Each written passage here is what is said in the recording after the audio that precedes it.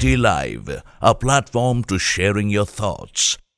आज ICA gallery में राजस्थान के बहुत ही प्रसिद्ध चित्रकार देवकीनंदन जी की एग्जीबिशन देखने हम लोग आए। हमारे साथ कुछ लोग हैं जो कला से जुड़े हुए हैं, कला के कर्मों से जुड़े हुए हैं और बहुत सारी ऐसी चीज़ें जो उनके कला प्रेम को हमारे सामने लाती हैं। एग्जीबिशन देखने आता ही वो है जो कला के लिए थोड़ी सी भी रुचि रखता है।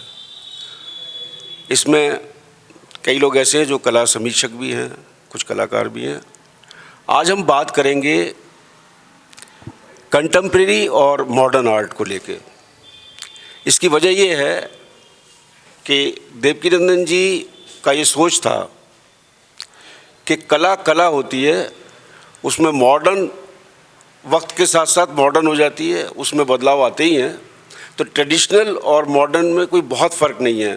कला को कला की दृष्टि से ही देखा जाना चाहिए, क्योंकि ये हर युग की एक बदलाव की ज़रूरत भी होती है और वो हमारी आर्ट में हर एक फॉर्म में, हमारे आर्किटेक्चर में, सब में ये फॉर्म्स बदलती रहती हैं। तो मेरे ख्याल से आज बात करने के लिए हमारे साथ बहुत सारे लोग हैं। इधर मेरी तरफ अभिनव बंसल हैं, रविन्द्रनाथ जी हैं, समंदर सिंह खंगारोत जी हैं, भवानी शंकर जी हैं, नीरज रावत जी हैं, ओम स्वामी जी हैं। तो मैं सबसे पहला सवाल अभिनव आपसे करना चाहूँगा, क्योंकि आप एक अच्छी गैलरी भी चला रहे हैं और एक उस विचारधारा के भी हैं जिसमें कि मॉडर्न और कंटेम्प्रेरी दोनों को आप ठीक तरह से समझते हैं। तो आप बताइए कि आप इसमें किस तरह से इसको महसूस करते हैं कि हमें कंटेम्प्रेरी और इसके बीच में कोई फ़र्क करना चाहिए या नहीं करना चाहिए। बहुत बहुत धन्यवाद सर आपके आज के प्रोग्राम के लिए। एंड मैं ये कहना चाहूँगा, जैसे जो आपने बात कही है, जो प्रोफेसर जिनका मशहूर है देवकीनंदन कि कला को कला की दृष्टि से देखना चाहिए।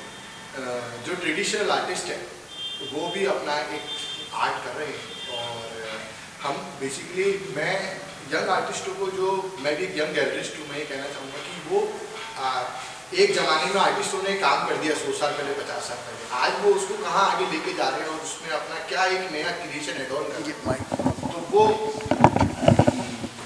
वो समझना और वो देखना ज़रूरी है।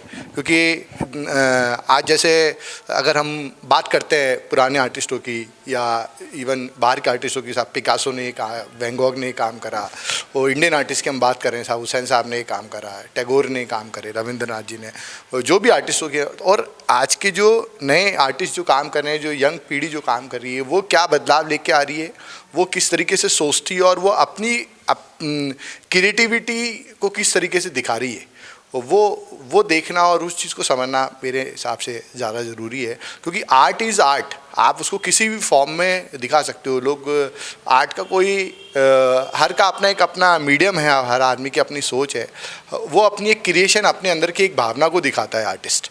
तो इसमें कोई ऐसा, मेरे हिसाब से कोई ऐसा नहीं कि साहब ये ट्रेडिशनल आर्ट है और ये कंटेम्प्रेरी है और ये कोई अलग फॉर्म है। हर आदमी का एक अपना सोच और अपना तरीका आर्ट को दिखाने का। आप लोग क्या सोचते हैं, आप लोग बताइए। मैंने जो मेरे को लगा, मेरे जो फील हुआ, मैंने आप लोग को बताया। आपने ये कहा कि आर्ट को, आपने पिकासो की बात की। मेरे ख्याल से पिकासो और डॉली जो दो ऐसे आर्टिस्ट हुए हैं जिन्होंने कि सुअरियलिज्म की बात की और पूरी कला का पूरा स्वरूप बदल के रख दिया एक दौर में। और शायद हम ये आज तक इस बात को महसूस कर रहे हैं कि वो जो दौर था सुअरियलिज्म वाला, उसको रेनेसां भी कह सकते हैं हम, उसमें जो बदलाव आए आर्ट में, आर्ट की फॉर्म में बदलाव आए, तो दरअसल ट्रेडिशनल आर्ट को हमने फिगरेटिव आर्ट मान लिया है। शायद मैं ये समझता हूँ कि फिगर्स जहाँ हैं वहाँ हम उसको ट्रेडिशन मानते हैं और उसमें बहुत सारी ऐसी चीज़ें हैं। लेकिन इसमें एक सवाल उठता है थोड़ा सा, जो मैंने बहुत पिछले दिनों देखी है, मिनीएचर पेंटिंग्स और ये सारी देखते हैं, उसमें बहुत सारी जगह अगर हम देखते हैं तो फॉर्म जो है उसमें एक अजीब सा वो नज़र आता है कि कहीं कहीं जो फिगर्स हैं उसमें एनाटॉमी में बहुत ज़्यादा वो दिखाई देता है, मतलब वो परफेक्ट एनाटॉमी जो है वो नज़र नहीं आती कई जगह वहाँ पे। दूसरी चीज़ ये है कि उसमें जब हम एक फ़ोटोग्राफी करते हैं किसी चीज़ की, तो वहाँ ट्रेडिशनल आर्ट की जो पेंटिंग्स हैं उसमें बहुत से ऐसे सीन दिखाई देते हैं कि जो कि फ़ोटोग्राफी में या देखने में पॉसिबल ही नहीं है। तो उसमें भी एक वो है। तो मैं आपसे जानना चाहूँगा, नहीं तो समंदर जी, मैं आप इस पे थोड़ा सा डालें कि ये जो हमारी ट्रेडिशनल जो पेंटिंग्स हैं, या ख़ास तौर से मिनिएचर में जो वो प्रॉब्लम्स आती हैं कि हम एक सीन तो दिखा देते हैं, लेकिन वो ऐसे भी सीन आ जाते हैं जो कि हम वैसे आँख से नहीं देख सकते, वो छिपे हुए होते हैं। उस पर आप क्या कहना चाहेंगे? धन्यवाद। मिनिएचर पेंटिंग जब बनी होगी तो उस वक्त वो समसामयिक कला थी। आप यदि गौर से देखें तो उसके अंदर एक्सपेरिमेंट्स बहुत हुए हैं, उसमें बहुत ज़्यादा एब्स्ट्रैक्ट फॉर्म्स देखने को मिलेगी। ये कलाकार की क्रिएशन पर डिपेंड करता है कि वो अपनी चीज़ को, अपनी आर्ट को किस तरह से प्रस्तुत करता है। तो आप अर्ली मेवाड़ की पेंटिंग देखिए, उसके अंदर क्रिएशन कला कुछ है ही नहीं, उसमें बारीक काम नहीं है। वो जो मिनिएचर पेंटिंग के अंदर हम जो कहते हैं जैसे बहुत बारीक लाइन है, उसमें ऐसा कुछ नहीं है। लाइन का फोर्स और क्रिएशन, हर फॉर्म के अंदर क्रिएशन है। उसी तरह से समय के अनुसार चीज़ें बदलती रही हैं। उस वक्त आज 400 साल पहले या 300 साल पहले जो पेंटिंग बनी थी वो उस वक्त की समसामयिक कला थी। आदरणीय देवकुंदन जी ने जब पेंटिंग बनाई थी आज के 100 साल पहले, तो उस वक्त की समसामयिक कला थी। उन्होंने अपने हिसाब से बहुत ज़बरदस्त क्रिएशन किया। आज हम उसको ट्रेडिशनल के रूप में महसूस करते हैं, क्योंकि उसमें जो आकृतियाँ बनी हुई हैं वो एक पुरानी तरह से हो चुकी है। कृपाल सिंह जी हो चाहे विजयवर्ग जी हो, उनकी आर्ट के अंदर उस वक्त समसामयिकता थी। इसी तरह से मिनिएचर के अंदर था। आज कुछ लोग जो प्रेजेंट टाइम के अंदर हम लोग जो काम कर रहे हैं वो सब्जेक्ट बेस्ड ट्रेडिशनल हो सकता है, लेकिन वो उसके अंदर भी फॉर्म्स वगैरह, उसकी आकृतियाँ हैं या शैली है, उसके स्टाइल जो है वो आर्टिस्ट की ओन है। मिनिएचर पेंटिंग के अंदर ज़्यादातर आर्टिस्ट का नाम नहीं था, वो उस माहौल का नाम था। बूंदी शैली है, मेवाड़ शैली है, वहाँ पर आर्टिस्ट ने अपने गुरु को फॉलो करते हुए काम किया। आज वो स्थिति नहीं है। आज इंडिविजुअल आर्टिस्ट की पहचान ही सबसे बड़ी बात पहचान है। तो कला का रूप समय से बदलता रहा है और वही बदलाव ही क्रिएशन है, वही आपकी समसामयिकता है, वही आपकी आधुनिकता है। तो ये तो एक ज़रूरी है कि बदलाव होते रहना चाहिए, तब तो कला के अंदर आनंद है, वरना सड़ा हुआ पानी है वो। तो मिनिएचर पेंटिंग आज जो लोग कर रहे हैं, जो भी कर रहे हैं, वो अपनी रोजी रोटी कमाने के लिए कर रहे हैं। और जो लोग रोजी रोटी को छोड़ करके पर नया कुछ कर रहे हैं, वो उन्होंने नया रूप दे दिया और वो कंटेम्प्रेरी ट्रेडिशनल आर्टिस्ट हो गए। कंटेम्प्रेरी ट्रेडिशनल आर्टिस्ट एक नया रूप सामने आया है। तो ये सारा रूप सामने आता है। एक बहुत बड़ा सवाल आपने अभी जो अपनी बातचीत में उठाया, और वो ये कि हर दौर में आर्ट जो है वो कंटेम्प्रेरी होती है और उसका स्वरूप बदलता रहता है अपने समय के अनुसार। पर एक बात जो मेरे जहन में जो अक्सर आती है वो ये कि कहा तो ये जाता है कि हम कंटेम्प्रेरी आर्ट में जो फॉर्म्स बनी हैं वो इतनी एब्स्ट्रैक्ट हैं, कई बार समझ में नहीं आती हैं लोगों के, बहुत सारी बातें हैं। लेकिन अगर कोई कलाकार बहुत बड़ा ब्रांड बन जाता है कभी, तो वो जो कुछ भी बनाता है वो एक ऐसी चीज़ बन जाती है जिसको नज़ीर की तरह से हम मानने लगते हैं। इसमें एक बहुत बड़ा सवाल जो मैं भवानी शंकर जी से करना चाहूँगा वो ये कि क्या वजह है कि जो ट्रेडिशनल पेंटिंग्स हैं कितनी भी मेहनत से और कितनी उससे क्यों ना बनाई गई हों, लेकिन जो मॉडर्न आर्ट के सामने उनकी जो प्राइसिंग होती है वो ज़मीन आसमान का फ़र्क होता है आज भी। मतलब एक पेंटर अगर हुसैन है तो वो किसी भी मतलब ट्रेडिशनल आर्टिस्ट के मुकाबले बहुत ज़्यादा पैसे ले सकता है अपने। ये इसकी क्या वजह है? देखिए, ट्रेडिशन और कंटेम्प्रेरी मॉडर्न, इसको समझने के लिए एक हमको थोड़ा ये देखना पड़ेगा कि अगर हम यूरोपियन ट्रेडिशन देखें तो उनका उद्देश्य क्या था, क्या अप्रोच था आर्ट में लाइफ के प्रति। तो उनका था कि हाउ टू इमिटेट नेचर, और जो फिज़िकल वर्ल्ड है, सेंस परसेप्शन के द्वारा जो फिज़िकल वर्ल्ड को हम ऑब्जर्व करते हैं उसको कितना अच्छे से अच्छा हम रिप्रेजेंट कर सकें, ये उनका ट्रेडिशन था।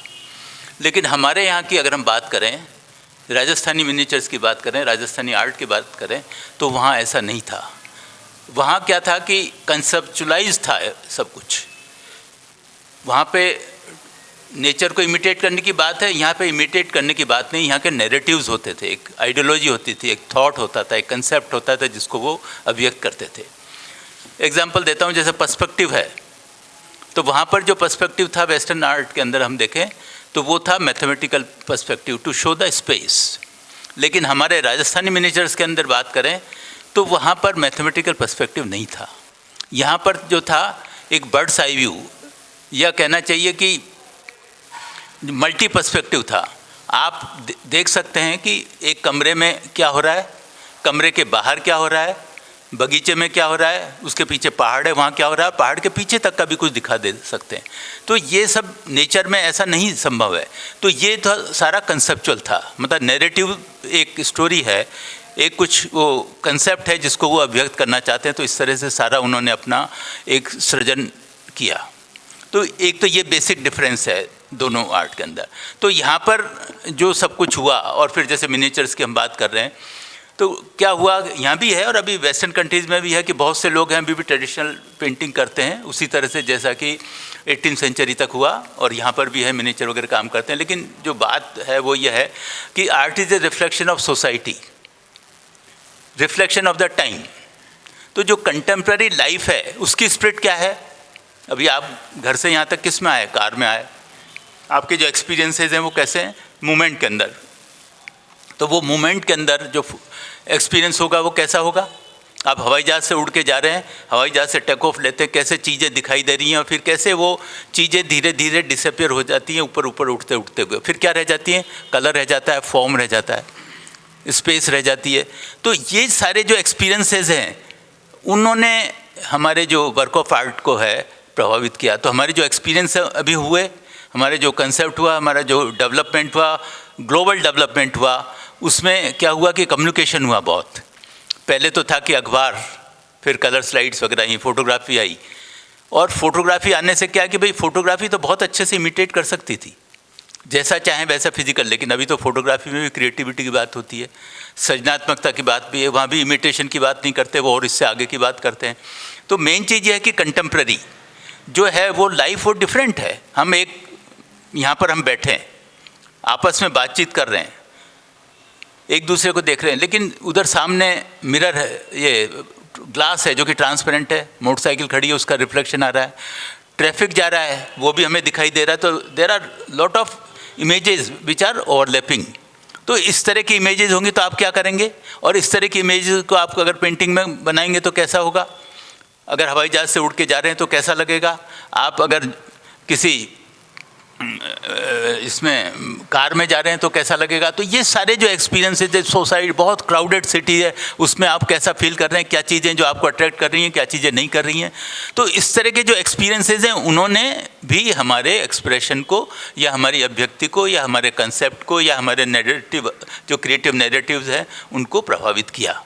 तो इस तरह से ये सारे चेंजेस आए। अब बात यह है कि ट्रेडिशनल कंटेम्प्रेरी, भाई देखो मिनिएचर्स पेंटिंग है, आप जो ट्रेडिशनल टेक्निक है वो चाहे इंडियन मिनिएचर्स की हो चाहे वेस्टर्न कंट्रीज़ की जो हो ट्रेडिशनल जो टेक्निक है, उन सब टेक्निक का आप यूज़ कर सकते हो। लेकिन इफ़ यू आर कॉन्शियस, अभी मैं थोड़ी देर पहले भी यही बात कर रहा था, if you are sensitive towards your environment, towards your कहना चाहिए कि सराउंडिंग सोसाइटी, आपका जो सारा डेवलपमेंट हुआ है, साइंटिफिक डेवलपमेंट हुआ है, जो सारी ग्रोथ हुई है सोसाइटी की, वो जो चेंजेस आए हैं, ग्लोबल जो कम्युनिकेशंस हुए हैं, उन सब का प्रभाव तो पड़ेगा।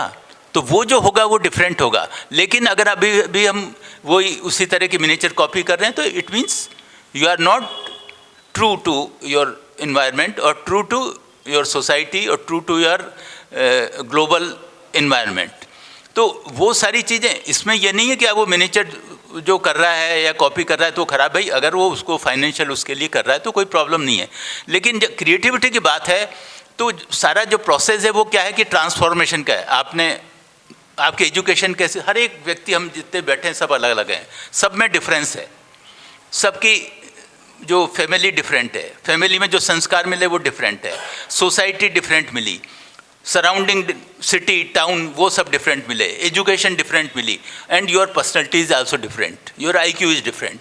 तो ये सब चीज़ें जब डिफरेंट हैं तो आर्ट में भी जो आपका अभिव्यक्ति है उसमें भी तो आप ट्रू होने, आप अपने आप को तो अभिव्यक्त करोगे, आप अपने प्रति ट्रू हैं कि नहीं, आप अपने आप को जान सकते हैं कि नहीं, आपकी जो पोटेंशियलिटी है that should come out in your work of art.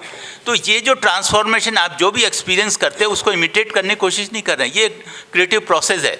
जैसे कि हमने बीज डाला, बीज का शेप कैसा है, मिट्टी में डाल दिया, जब उगता है तो कैसा होता है, अंकुरित होता है तो उसका फॉर्म कैसा होता है, बीज जैसा तो नहीं होता। फिर पल्लवित हो गया, पुष्पित हो गया, फल्लवित हो गया, सब चेंजेस आए और फिर उस बीज को आप डाल देते हैं तो फिर वही प्रोसेस चलता है। लेकिन सब चीज़ें बदलती रहती हैं और उसी नस्ल की, उसी मान लीजिए आम का पेड़ है तो उसी आम के पेड़ की कितनी नस्लें हैं।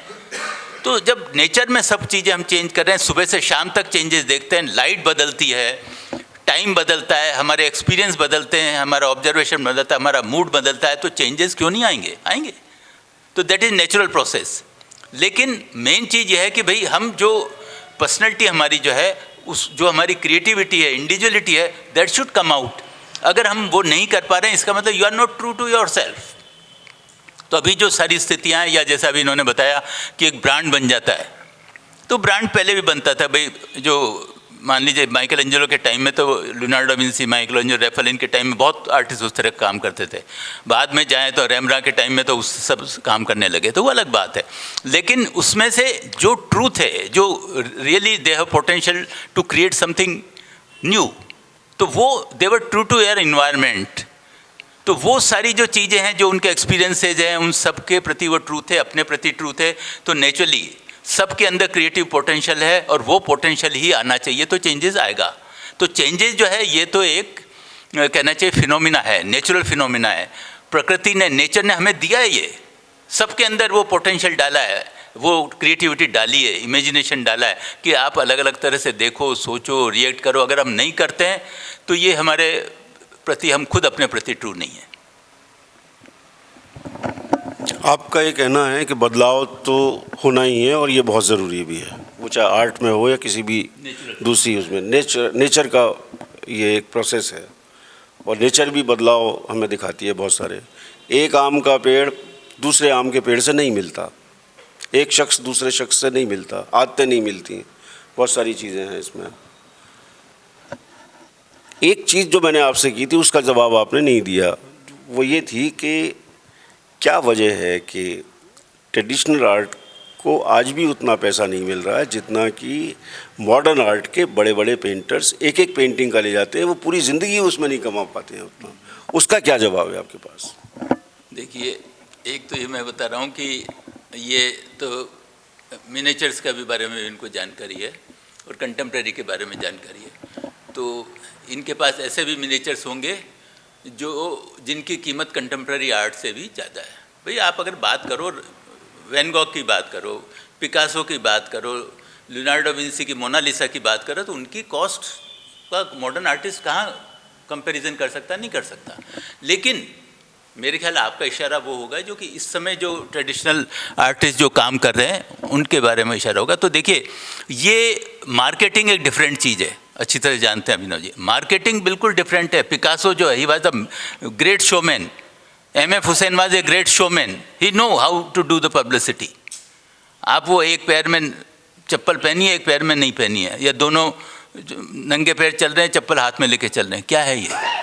This is publicity stunt, showmanship.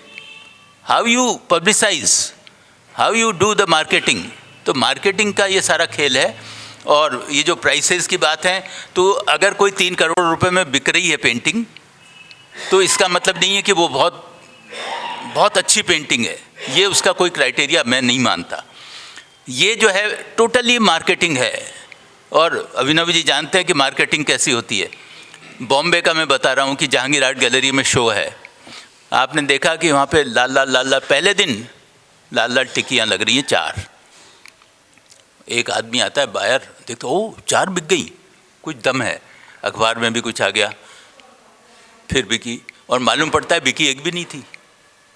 तो वो ये सारे पब्लिसिस्ट हैं। लेकिन ऐसे भी आर्टिस्ट हैं, जैसे बेंद्रे साहब का था कि शो होता था, उससे पहले सारी पेंटिंग्स बिक जाती थी। शो तो केवल वो पब्लिक को दिखाने के लिए करते थे, लोगों को उससे जोड़ने के लिए करते थे। तो ये अलग बात है। तो ये दोनों चीज़ें हैं। तो पब्लिसिटी जो है, मार्केटिंग जो है, वो डिफरेंट चीज़ है। लेकिन मार्केटिंग में भी फिर क्या है कि वो चीज़ कब तक स्टैंड करती है।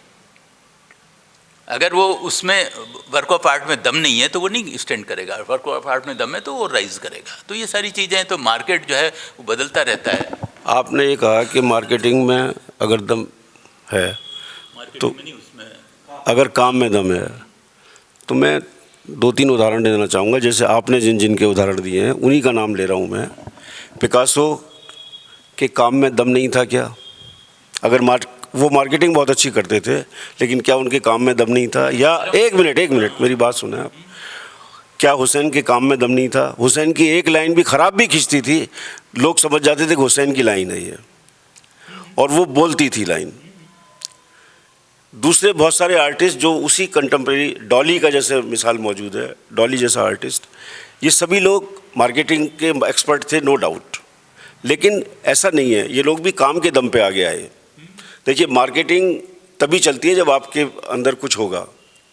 मेरा अपना मानना यह है कि कुल मिला के जो मैं महसूस करता हूँ कि क्या हम इसको इस तरह नहीं कह सकते कि अगर एक आर्टिस्ट, चाहे वो कंटेम्प्रेरी कर रहा हो और चाहे ट्रेडिशनल काम कर रहा हो, उसमें अगर उसका काम बोलता है तो वो जाना भी जाएगा, पहचाना भी जाएगा, और उसको नाम भी मिलेगा और दाम भी मिलेगा।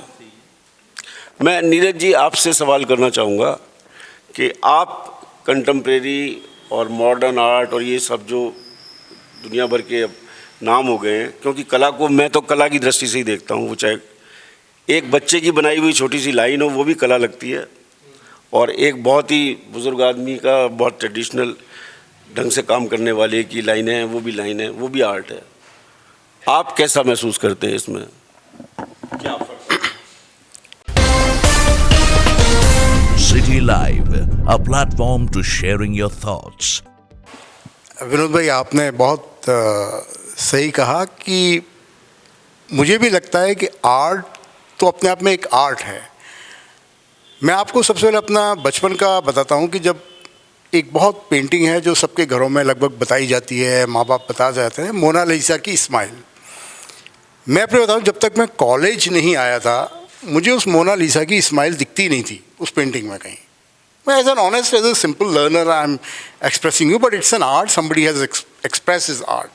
तो मेरे लिए आर्ट क्या है? Basically an expression. आपने कोई चीज़, आप कहीं रेगिस्तान में घूम रहे थे, रेगिस्तान के इलाके में जैसलमेर से आ रहे थे, आपको कहीं वहाँ हमारी ट्राइबल कोई लेडीज़ पानी भरती हुई दिखी और किसको बड़ा अचंभा लगा रही है, पानी सर पे लेके जाती हैं। अब उसके दिमाग में वो चित्र बसा, और वो जब आया, कोई उसके पास माध्यम थे, या तो वो शब्दों में उसको व्यक्तिगत करे तो कवि कहलाया। अब कहा जाता है कि एक picture can be better than thousand of words, तो picture is a better medium. तो एक अगर आर्टिस्ट है तो उसने उसको एक्सप्रेस करा। अब ये है कि सवाल कि जिसने एक्सप्रेस किया, उस एक्सप्रेशन को एज एन ऑडियंस क्या मैं रीड कर पा रहा हूँ? जैसे मैंने कहा कि उस मोनालिसा की स्माइल को समझने के लिए मुझे ही एजुकेशन की ज़रूरत थी। मैं जब बड़ा हुआ, मैच्योर हुआ, मैंने लाइफ को समझा, मैंने उस आर्टिस्टिक पॉइंट ऑफ व्यू के स्माइल को समझा, तो मैं उसको अप्रिशिएट करने लगा। तो एक आर्ट वो होता है जिसको पहले आप एजुकेट करो, तब वो उस आर्ट को अंडरस्टैंड करेगा, फिर वो अप्रिशिएट करने लगेगा। एक आर्ट वो होता है कि मैं कहीं जा रहा हूँ, मुझे कोई एक पेंटिंग दिखी किसी भी चीज़ की, किसी भी नॉर्मल फूल की, किसी ने चाहे कॉपी करी है, लेकिन मुझे उसका शायद कलर कॉम्बिनेशन या जिस तरीके से उसने प्रेजेंटेशन, जैसे अभी यहाँ कई सारे फूल या कुछ चीज़ें हैं, लेकिन उसकी जो फ्रेमिंग है, जिस तरीके से आपने उसको प्रेजेंट किया है, वो भी एक आर्ट का हिस्सा है। आर्ट खाली वही नहीं है कि आपने जो एक डिपिक्शन कर दिया, और यहाँ पर एक लिमिटेशन ये हो रही है कि हमको आर्ट का सिर्फ चित्रण रूप में ही व्याख्या करनी है। मेरे लिए आर्ट ये है कि आपने जो देखा उसको आप एक्सप्रेस कैसे करोगे। कोई शब्दों में करता है, कोई पेंटिंग से करता है, कोई उसको ड्रामेटिक्स में करता है। That could be, how you want to express that same feeling which you got at that time when you were motivated, कि मैं इस चीज़ से बड़ा इंस्पायर हो रहा हूँ, मैं इसको अब पब्लिक तक लेके जाना है। अब वो आपकी आर्ट की फॉर्म है। अब उसमें मेरा ये होता है कि कंटेम्प्रेरी किसको कहो, ट्रेडिशनल किसको कहो, मुझे I am not that art student as such, but I'm an admirer of art, so I've been going and participating and learning about art. जैसे कुछ लोग घास को भी डिपिक्ट करते हैं। घास कोई जीवंत चीज़ तो नहीं है ना भाई, लेकिन हाँ उसी में कोई जीवन डाल देता है कोई आर्ट उसके कलर से, और आपको उस पर्टिकुलर पॉइंट ऑफ टाइम पे वो चीज़ दिखती है। और किसी एक व्यक्ति को हो सकता है जो उस तरीके से अपब्रिंगिंग उसकी नहीं है, वो कह रहे हैं तो घास ही तो दिखाई, क्या हो गया। So art is, to me, is nothing more than expression, and if you can identify with more and more and more people, it appeals.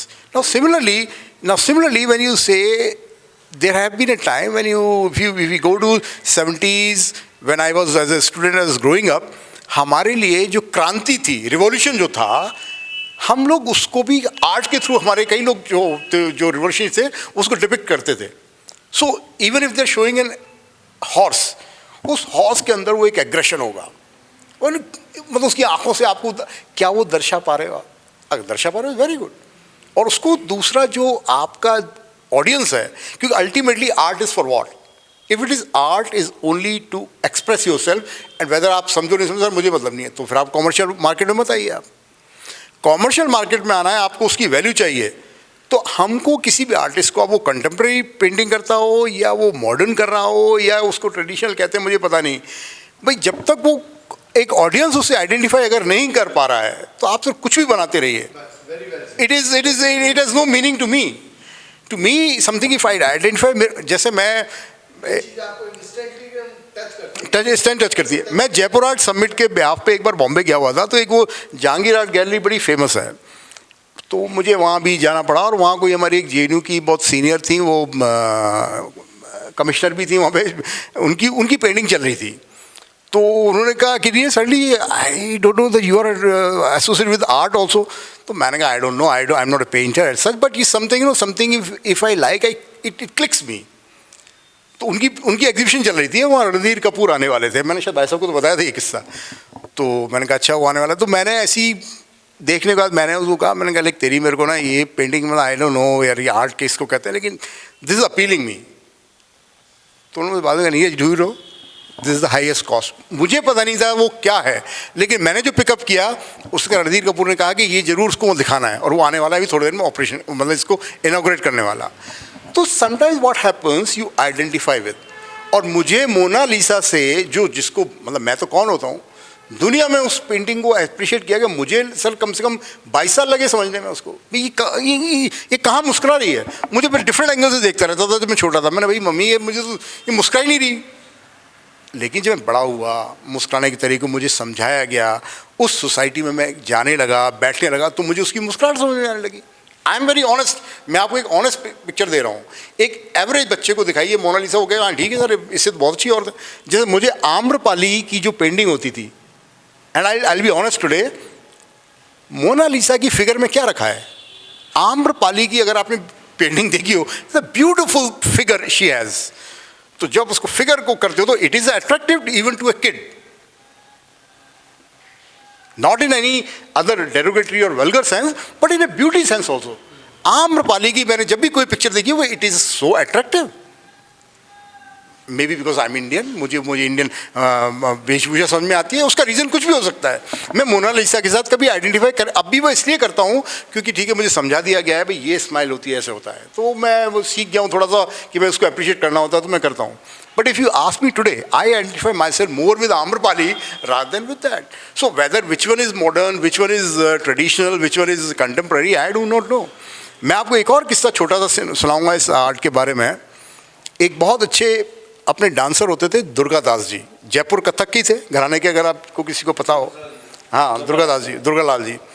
तो वो मतलब हमारे बड़े एक अच्छे मित्र से बन गए थे। तो साकेत में उनका घर होता था दिल्ली में, जब मैं जेएनयू में पढ़ता था तो कभी कभी हम उनके घर चले जाते थे बातचीत करने, और वो बड़े फ्रैंकली हमको खाना खिलाया। और वो मतलब मैं उनके उस आर्ट फॉर्म को, जो डांस फॉर्म थी, उसको मैं बहुत अप्रिशिएट किया करता था। इवन मतलब मैं उनसे कई बार कहता था मेरे को बिरजू जी के साथ जाना, ट्रैवल करना पड़ता है कभी कभी, पर मेरे को जो मुझे आपके साथ जो मज़ा आता है ना, वो नहीं। ऐसी मैं पर्सनली कह देता था। बिरजू जी भी बड़े महान थे। तो उनके घर एक बार हम डिनर कर रहे थे, तो उनकी डाइनिंग टेबल के पास एक ऐसे पिलर था और उस पर एक कोई पेंटिंग थी जिस पे कुछ 3-4 ऐसे स्ट्रोक्स थे। तो दुर्गालाल जी हमको काफ़ी एक दोस्ती की नाते ट्रीट करते। तो मैंने कहा भाई साहब ये क्या, ये आप ये क्या चीज़ ले आए, ये जो है व्हाट एग्जैक्टली कम्युनिकेटिंग, ये क्या कह रही है अपने से। जैसे आप जब कोई डांस करते हो तो उसमें एक स्टोरी को आप डिपिक्ट करते हो, हम समझ सकते हैं सर। जयपुर के घराने का क्या है, जो धाड़ मतलब एक एग्रेशन उसमें होता है, एक मतलब राजपूती शान जो होती है, राजस्थानी शान होती है, वो दर्शाया जाता है। लखनऊ के कथक में एक जेंटलनेस होती थी। तो मैंने बोला भाई साहब ये क्या चीज़ है। तो उन्होंने देखिए ये दुर्गालाल जी, और वो मैं चले गए हैं उनके, मैं बोलता हूँ, उन्होंने मुझसे कहा कि नहीं भैया ये मुझे भी नहीं पता ये क्या है 3 डंडे। तो मैंने वैसे काय को ले, भैया मैं 50,000 में खरीद के लाया हूँ। और वो वहाँ गए थे ना, वो बिरजू जी खरीद रहे थे। तो मैं भी अंडर प्रेशर आया, मैं खरीद लाया, मैंने यहाँ लगा दिया। Why? To be included in that category where you are appreciating that art ना, that is also way to make money और समथिंग। पर मेरा मानना क्या है कि जो व्यक्ति उसको समझ नहीं पा रहा है, उसको लेके आ रहा है। वो 3 लाइन थी, कुछ मेरी समझ में नहीं आई थी भाई चाइनीज़ लाइन है, क्या लाइन है, आप क्या मतलब मुझे बताओ, मैं तो आपके साथ बैठा हुआ हूँ एक भाई की तरह से, भाई ये कम्युनिकेट क्या कर रही है। भाई कोई भी चीज़ आप घर में लगा रहे हो वो कम्युनिकेट करे ना मेरे से कुछ, या आपको वैसे ही देख के बहुत अच्छा लग रहा हो। मैं तो 3 डंडे क्या कह रहे हैं। तो even he said that and he himself, मतलब मेरा जो लोग जानते हो दुर्गालाल जी को, he died at very young age, but he would have been one of the finest artist. मतलब मेरा मानना है था अगर वो आगे चलते तो उनका उस जवानी में हमको ये संदेश था। तो आर्ट एक ऐसी चीज़ है सर कि जो आर्टिस्ट है वो अपना वे एक्सप्रेस कर रहा है, लेकिन क्या उससे ऑडियंस कितना आइडेंटिफाई कर पा रही है, that is the most important thing. मैं तो इतना ही कहूँगा सर, यही कॉन्टेम्प्रेरी है मेरे लिए और यही ट्रेडिशनल है। बाकी आप मेरे बड़े हैं, जो आप मुझे सिखाएंगे मैं सीखूँगा। नहीं, यहाँ हम लोग सीखने की बात नहीं कर रहे हैं। हम दरअसल ये एक ऐसा डिस्कशन है जिसमें कुछ निकल के आए। मेरा एक छोटा सा सवाल है सर जी। अब जैसे आज हम रवि वर्मा का काम है, वो फिगरेटिव वर्क हुआ वो जमाने में, उसको आप ट्रेडिशनल कहेंगे या कंटेम्प्रेरी कहेंगे, उसको क्या कहेंगे? वो तो रियलिस्टिक पूरा जो मतलब हम एक फोटो हम अब उसमें जब आप रवि वर्मा की बात करते हैं तो मैं एक बात कहना चाहूँगा कि जब हम रवि वर्मा की बात करते हैं तो मैं एक बात आपको कहना चाहूँगा कि रवि वर्मा ने जब ये पेंटिंग्स बनाई थी तो उससे पहले हमें ये नहीं पता था कि भगवान कैसा होता है। और जो उन्होंने इमेजिनेशन से जो भगवान शिव की, कृष्ण की या राम की या सीता की जो भी मतलब तस्वीरें बनाई और जो हमारे सामने पेश की, वो घर घर के कैलेंडर बने एक दौर में। और राजा रवि वर्मा की अगर उस इमेजिनेशन को देखें तो मैं भवानी भाई की उस बात को एंडोर्स करूँगा कि उस वक्त वो इतनी मतलब कंटेम्प्रेरी चीज़ थी कि उसको आप ट्रेडिशनल उसमें नहीं रख सकते खांचे में, क्योंकि उस वक्त किसी ने देखा ही नहीं, किसी को पता क्या है कि भगवान कैसा है। उन्होंने जैसा दिखाया वो फिर इसके बाद हमारी एक वो बन गई विरासत। और आज हम मतलब ईश्वर को उसी रूप में देखते हैं जैसे कि किसी भगवान के मुँह से नहीं दिखाते ये चीज़ टू इमेजिन इट। तो राजा रवि वर्मा ने जो बनाया वो उस वक्त इतना कंटेम्प्रेरी था और वो उस इमेजिनेशन पे जाता है कि उसने मतलब जिसको किसी ने नहीं देखा उसकी इमेजिन उन्होंने कर दी और वो सबने एक्सेप्ट कर ली। तो इससे बड़ा और क्या वो हो सकता है। रवि वर्मा जी के बारे में, हाँ, रवि वर्मा जी के जो ये कह रहे हैं वही मैं बात कहने वाला हूँ कि उस समय जो पारसी थिएटर जो था ना बहुत पॉपुलर था। तो पारसी थिएटर में जो भी कुछ वो देखते थे मॉडल्स, उन सबको रवि वर्मा यूज़ करते थे। जो भी ड्रेस होता था तो ये सारा जो सिस्टम था वही था जो एकेडमिक ब्रिटिश जो एम्पिरिकल सिस्टम था वही था। इसमें मैं जो अभी इन्होंने कहा कि उससे पहले हम जानते ही नहीं थे कि भगवान कैसे हैं या राम कैसे हैं, ऐसा नहीं था भाई। हमारे यहाँ तो मिनिएचर पेंटिंग्स में सब भरे, पूरे स्कल्पचर्स में। भाई आप एलोरा जाइए, वहाँ के जो डांसिंग शिवा है नटराज का, वो देखिए, महिषासुर मर्दिनी को देखिए, या अपने ब्रॉन्जेस देखिए साउथ इंडियन के डांस के शिव के, तो क्या डायनामिज्म है। वेस्टर्न कंट्री जो कि फिजिकल रियलिटी को अभिव्यक्त करने के लिए पूरी ज़िंदगी, पूरी सेंचुरीज लगा दी। हेलेनिस्टिक पीरियड जो मास्टर मानते थे कि वहाँ साहब एक्सप्रेशन भी है, डायनामिज्म भी है, मसल्स और उसके एनाटॉमी भी है, सब कुछ है, वो भी उसका मुकाबला नहीं कर सकते डायनामिज्म में, जो कि हमारे नटराज के अंदर है, या एलोरा के वो महिषासुर मर्दिनी में है, या उसमें। इसी तरह जो इनकी इन्होंने बात की थी उसकी, अपने मोनालिसा की। अरे मोनालिसा को छोड़िए, आप अपनी बनी ठनी को देखिए। तो बनी ठनी जो है, मतलब उसमें जो है, उसमें एक मजा है। वो मजा क्या, कुछ नहीं। मोनालिसा उसके सामने, भाई जो मैं पब्लिसिटी की बात कर रहा था, ये पब्लिसिटी है। आपको यहाँ सारी किताबें भरी हैं,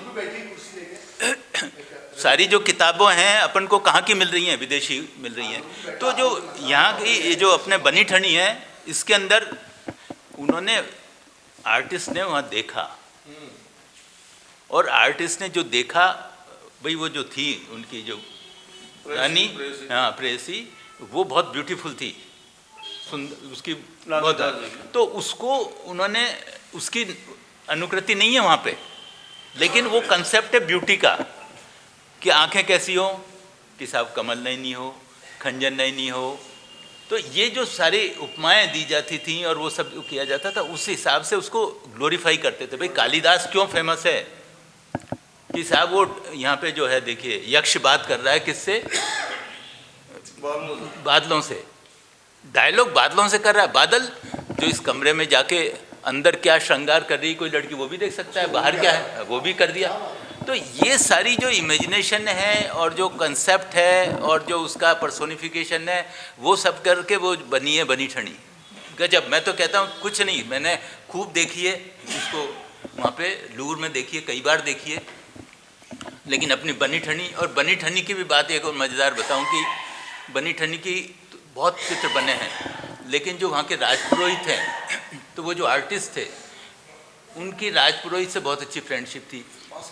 तो उन्होंने एक पेंटिंग बनाई राजा के लिए, बनी ठनी का एक पूरा वो है, और एक बनाया अपने मित्र के लिए।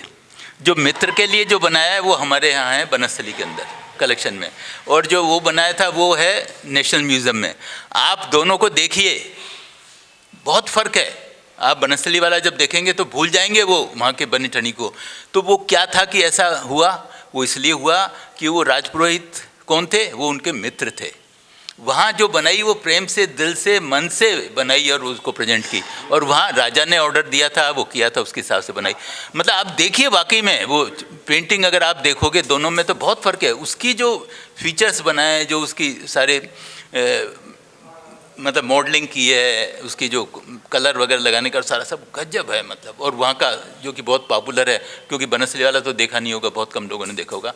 तो ये है जो चीज़ है, जो मन की बात है, अंदर से जो निकलने की बात है ना, तो वो भावों की अभिव्यक्ति वहाँ दिखाई दे रही है।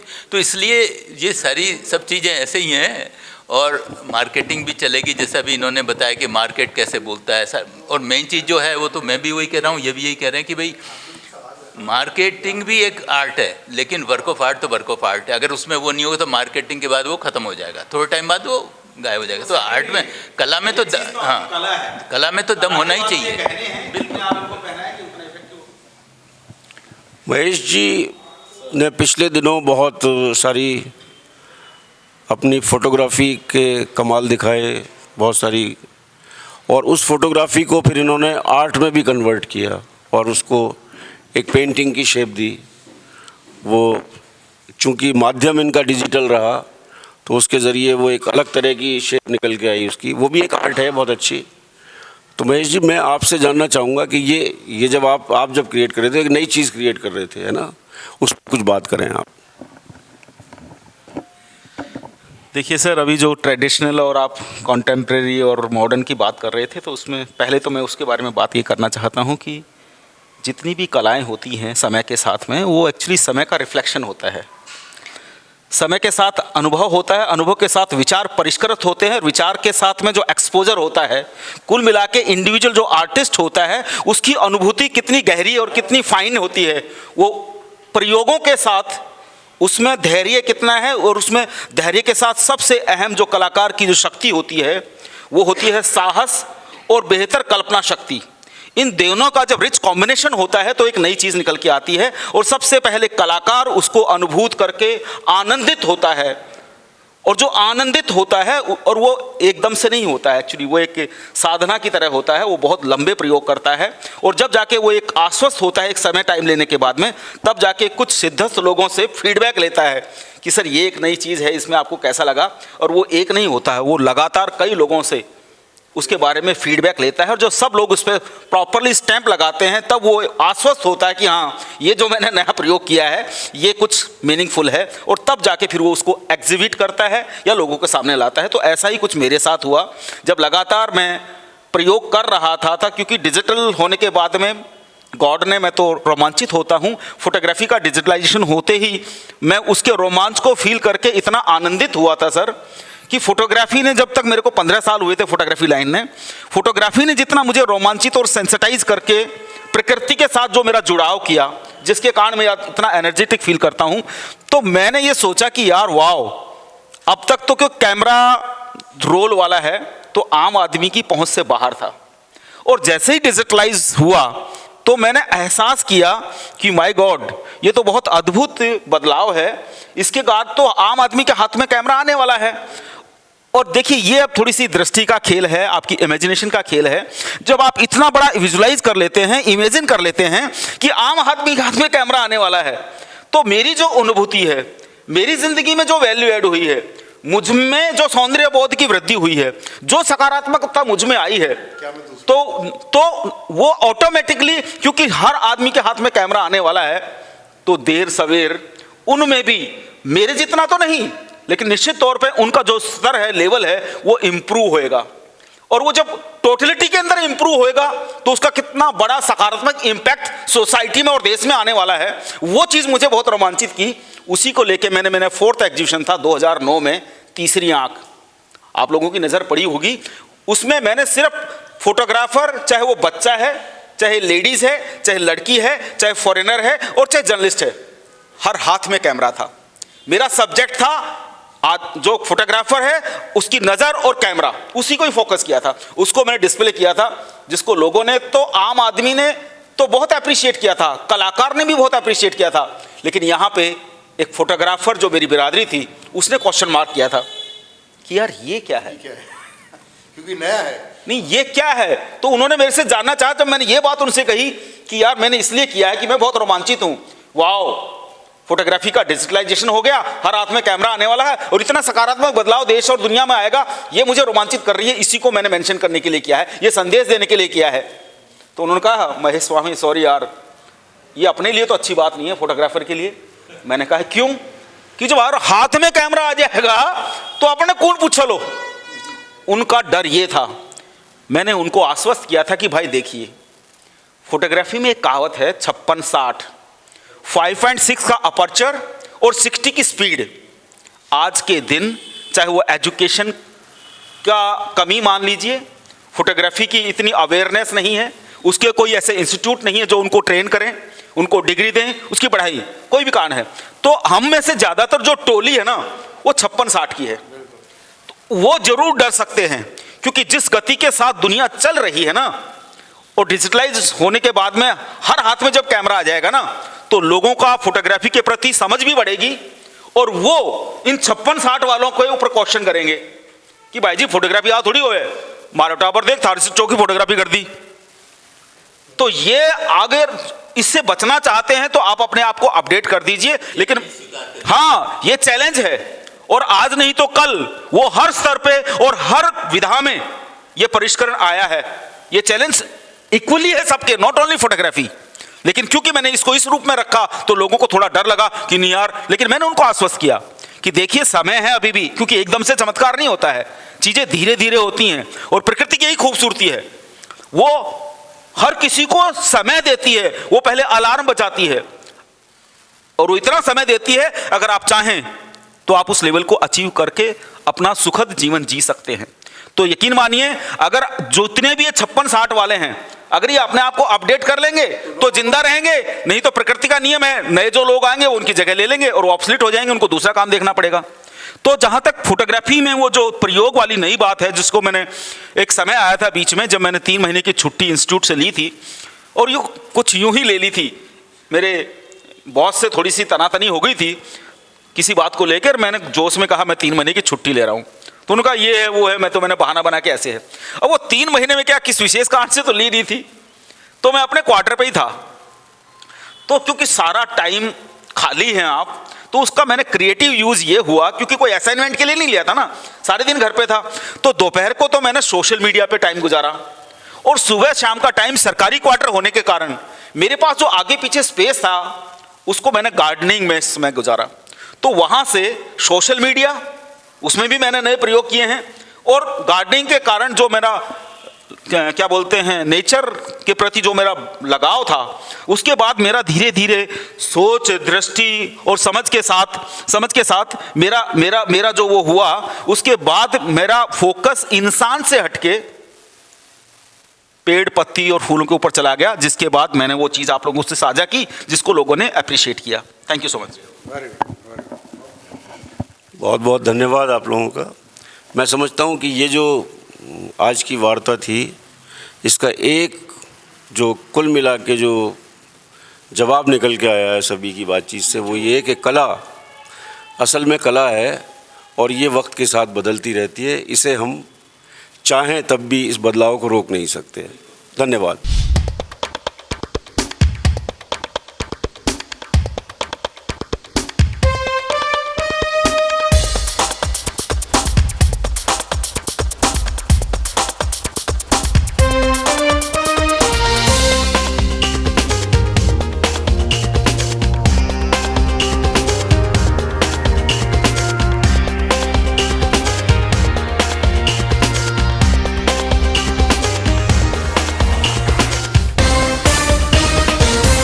City Live, a platform to sharing your thoughts.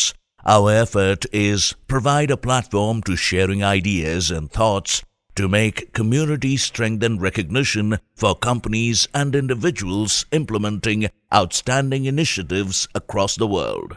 Through this platform, our endeavor will be to make dialogues with global community, welcoming people from every discipline and culture who seek a deeper understanding of the world.